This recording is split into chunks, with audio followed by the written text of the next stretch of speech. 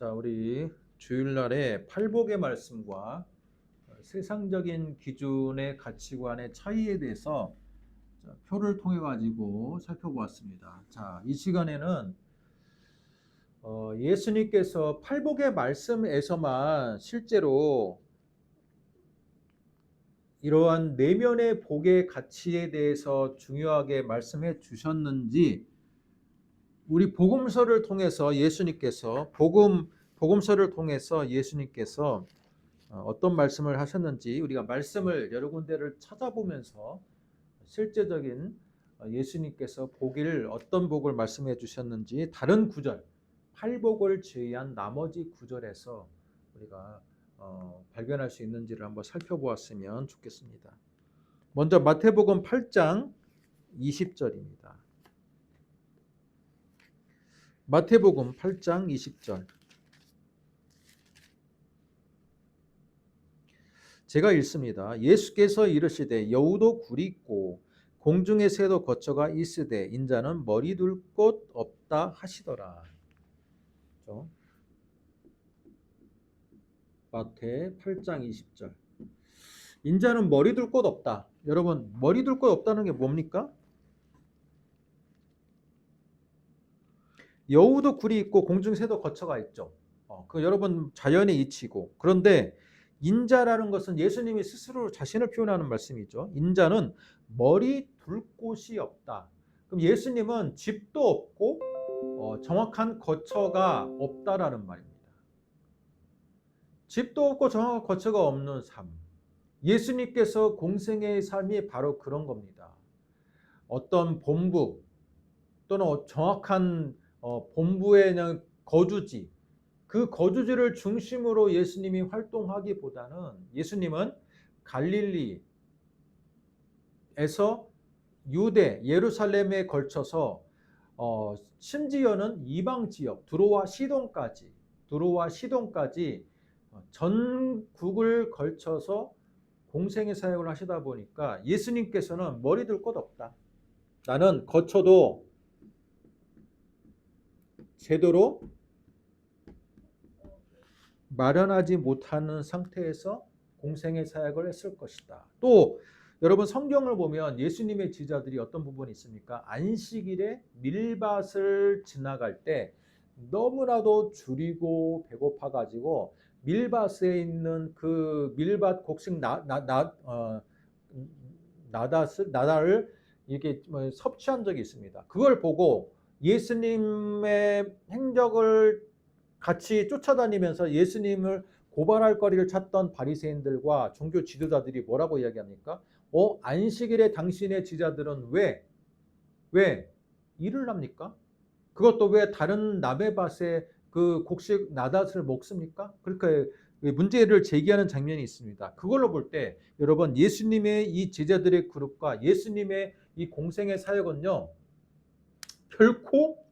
결코 세상적인 기준으로 보면 이 능력이 많은 사람도 아니고 돈도 많은 사람도 아니고 정말 노력에 대해서 어떤 보상이 주어지는 것도 아니고 정말 세상적인 기준으로 보면 복을 추구하는 것도 아니고 복을 받은 것도 아니고 정말 비참한 모습이었다라는 것들을 추정해 볼 수 있습니다. 얼마나 배가 고팠으면, 그죠? 얼마나 먹을 것이 없었으면. 그리고 예수님 역시 스스로를 가리켜서 나는 인자는 머리 둘 곳도 없는 자이다.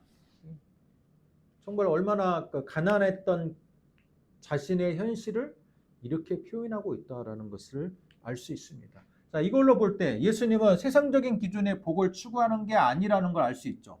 자, 이 구절에서도 팔복의 말씀과 매치가 된다는 거예요. 하나님 앞에서의 내면의 상태가 중요하지 내가 부를 축적하거나 하나님 나라 운동을 통해서 명예를 얻거나 그런 것과는 거리가 먼 삶을 살았다라는 겁니다.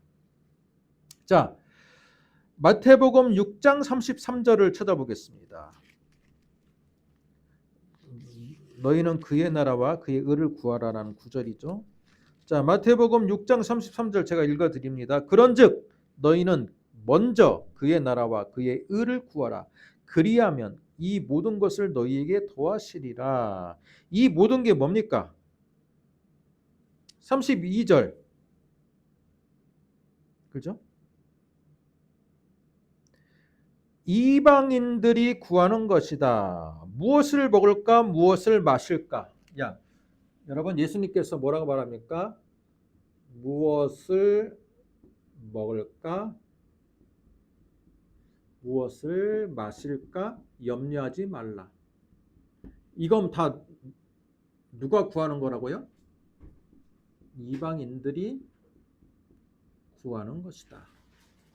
대신에 너희는 너희는 그의 나라, 하나님의 나라와 하나님의 의를 구하라. 여기가 몇 절입니까? 마태복음 6장. 무엇을 먹을까부터 무엇을 31절부터 33절. 자. 무엇을 먹을까 무엇을 마실까는 결국은 무엇입니까? 이 세상에서의 가시적인 삶이자 축복입니다. 무엇을 마실까 무엇을 먹을까 무엇을 마실까라는 것은 이게 이방인들이 기도하는 기도의 제목, 결국은 세상적인 기준의 축복을 이방인들도 구한다는 겁니다. 그러나 너희들에게 내가 다시 한번 명확히 이야기하노니 너희들은 무엇을 먹을까 무엇을 마실까 염려하지 마라. 염려하지 마라. 그리고 이는 다 이방인들이 구하는 거고 너희는 하나님의 나라 의를 구하라. 예수님은 뭐예요? 결국은 하나님 앞에서의 존재 방식, 하나님의 중심적인 삶을 위해서 기도하라. 팔복의 말씀과 어떻게 매칭이 됩니까? 안 됩니까? 일맥상통하는 거죠. 매칭이 되는 말씀. 이방인들은 가시적인 세상적인 기준에서 먹을까 마실까 이거에 대한 관심이 많은데 이건 이방인들이 구하는 거고 너희는 하나님의 나라와 의를 구하라.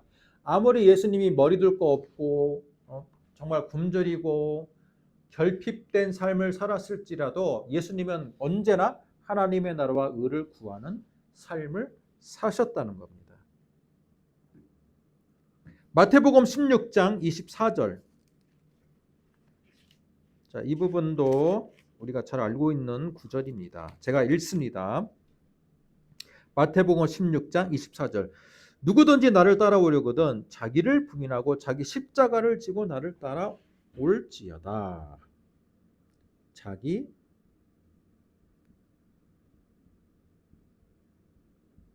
부인, 자기 십자가.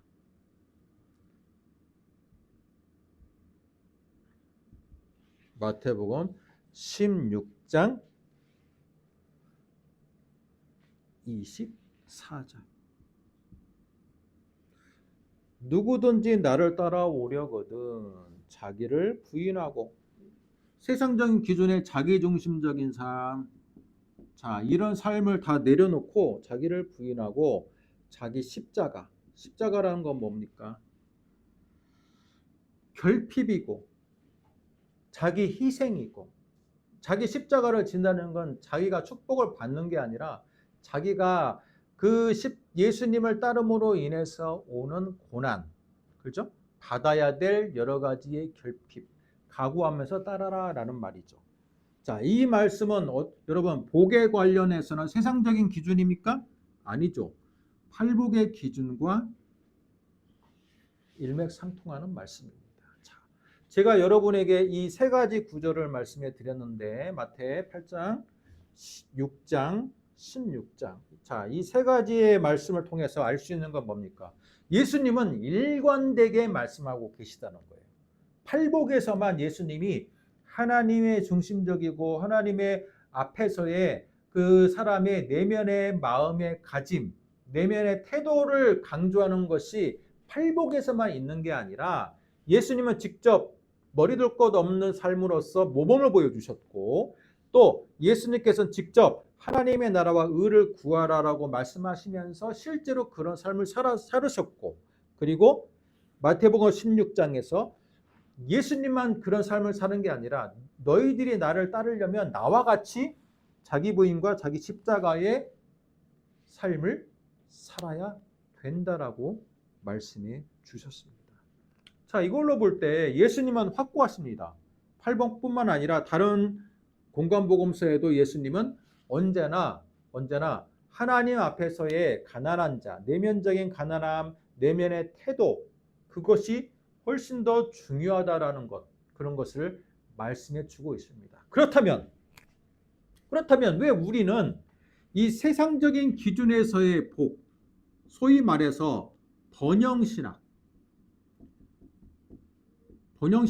하거든요. 세상적인 복을 예수님이 주신다. 예수 믿으면 복 받고 잘 산다라는 이 번영신학은 어떻게 해서 왔는가? 질문을 해야 돼요. 번영신학이 어떻게 해서 왔습니까? 공관복음, 이 복음서의 신약 성경에서는 참 찾기가 힘들거든요. 그런데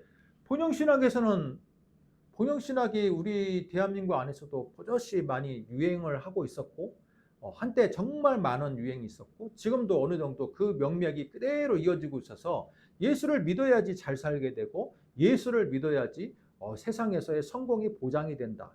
자, 그런 메시지가 지금도 많은 사람들을 유혹하고 있고, 그 사람들 그것에 의해서 교회로 들어오게 되는, 전도가 되게 되는 그런 시스템들이 지금 돌아가고 있는데, 번영신학이 추구하는 구절, 번영신학이 근거로 삼는 구절이 어디에 있을까요? 신약에서는 많지가 않아요. 구약에서는 신명기 말씀도 있고 욥기서 말씀도 있고 몇 군데 있지만, 그럼에도 불구하고 구약도 그게 중요한 중심 주제가 아니에요. 그러나 우리는 구약보다는 신약을 더 중요하게 생각하기 때문에 여러분, 요한 3서를 한번 찾아보겠습니다. 요한 3서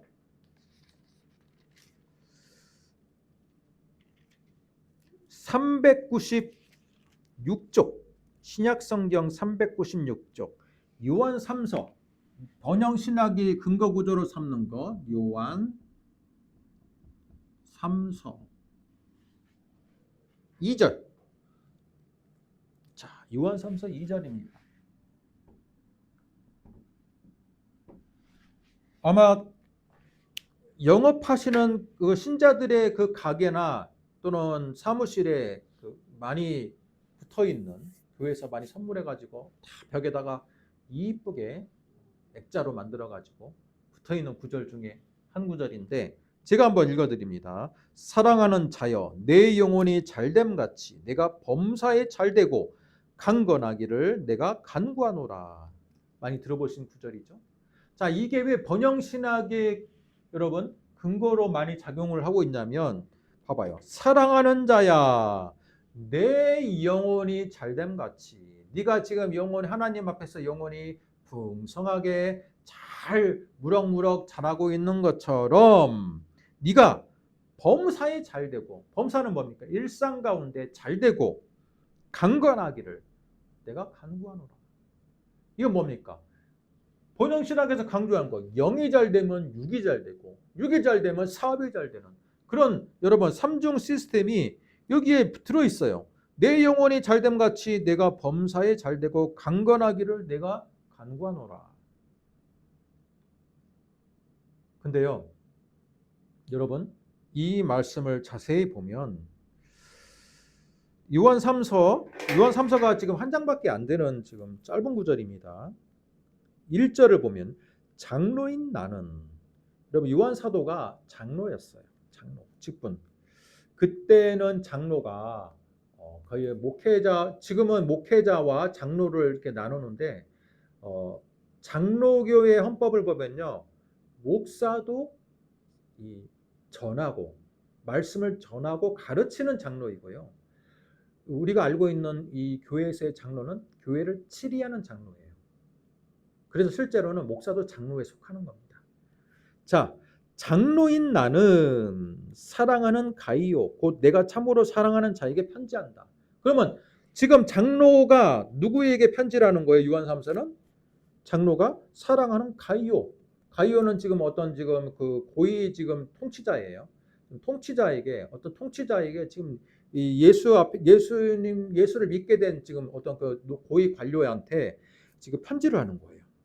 그런데 여러분 1절과 2절과 3절과 4절을 보면 뭐라고 되어 있습니까? 그 위에 빨간색의 글자로 인사라고 되어 있어요. 인사말이에요. 인사말. 그리고 5절부터 다른 이제 본격적인 주제가 시작이 되는 겁니다. 자, 그러면 편지를 하노라. 우리가 편지를 쓸 때 바로 편지하노라 하고 바로 그냥 본론으로 들어가는 게 아니고 인사말을 쓰잖아요. 그죠? 그런 것처럼 2절의 말씀은 인사말 가운데 하나인 거예요. 인사말. 사랑하는 자가 바로 가이오잖아요. 가이오 가카시여.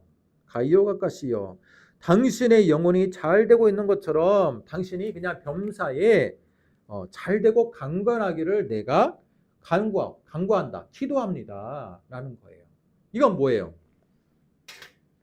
예수님 말씀처럼 복을 반드시 받는 조건에 대한 명확한 언급입니까? 아니에요. 인사인 거예요. 우리 인사할 때 뭐라고 합니까?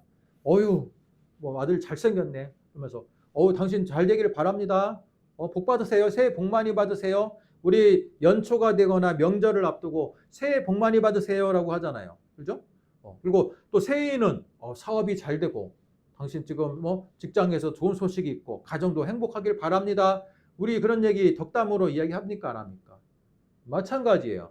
편지를 보내는 사람들이 보면요. 그 당시에도 편지의 그 형식이 있는데 바로 본론으로 들어간 게 아니라 인사말을 나눕니다. 근데 그 대표적인 인사말이 바로 이거라는 거예요. 당신의 영혼이 잘됨 같이 당신이 범사에 잘되고 강건하기를 내가 기도하겠습니다. 그런데 번영신학은요. 이 인사말을 0이 잘 되면 6이 잘 되고 6이 잘 되면 뭐 범사가 잘 되는 여러분 그 공식으로 만들어 버렸어요. 공식으로 만들어 봤어요. 그리고 이 공식을 만들어서 예수님이 가르쳐준 이 팔복보다 또 예수님이 알려주신 다른 공간복음서의 이 교훈보다 이 요한 1~3서의 이 한 구절, 인사말 한 구절이 더 복에 대해서 더 중요하다. 우리가 추구해야 될 가치다. 그렇게 지금 만들어 버렸다는 겁니다. 예수님보다 더 이게 더 복을 더 명확하게 표현하고 있다라고 생각하는 거예요.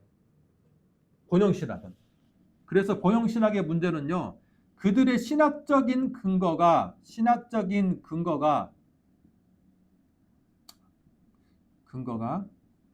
별로 확실하지가 않아. 인사말 한 구절 가지고 지금 어떻게 해서라도 성경에서 0이 잘 되면 6이 잘 되고 6이 잘 되면 범사가 잘 된다는 그런 억지스러운 공식을 끌어내고 있어. 근데 이건 인사잖아요.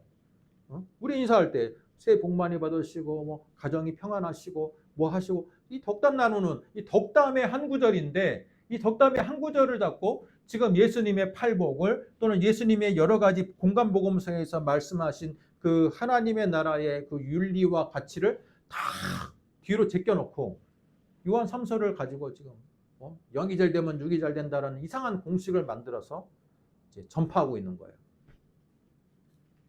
신학적인 근거가 약하다. 번영신학의 가장 치명적인 약점이자 문제입니다.